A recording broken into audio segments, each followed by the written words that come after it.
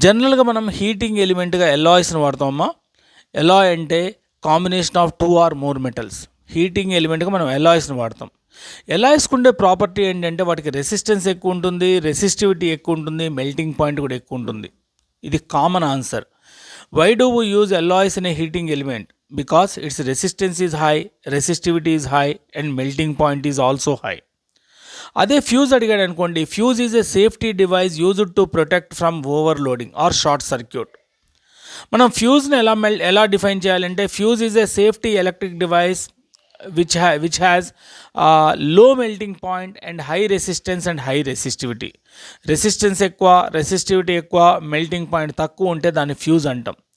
జనరల్గా ఫ్యూజ్ని దేంతో తయారు చేస్తామంటే copper, lead and tin. Copper, lead, tin ఈ మూడు మిక్స్ చేస్తే వచ్చే ఎలాయ్ తోటి మనం ఫ్యూజ్ని తయారు చేస్తాం. Fuse is a safety device used to protect us from short circuit or overloading. Clear బిటా? ఇప్పుడు ఫ్యూజ్ బదులు మనం ఏం వాడుతున్నాం అంటే ఎంసీబీ వాడుతున్నాం. MCB full form miniature circuit breaker. Advanced technology వచ్చేసింది. Fuse olden device, now we are using MCBs. ఇప్పటికి కూడా పొలాల్లో అన్ని చోట్ల మనం ఎంసీబీలు వాడలేం. ఎంసీబీలు వాడలేని చోట ఇంకా ఫ్యూజెసే వాడతాం. పెద్ద మోటార్లకు 5 HP 10 HP మోటార్లకు మనం ఇప్పటికి కూడా ఫ్యూజెసే వాడుతున్నాం. క్లియర్?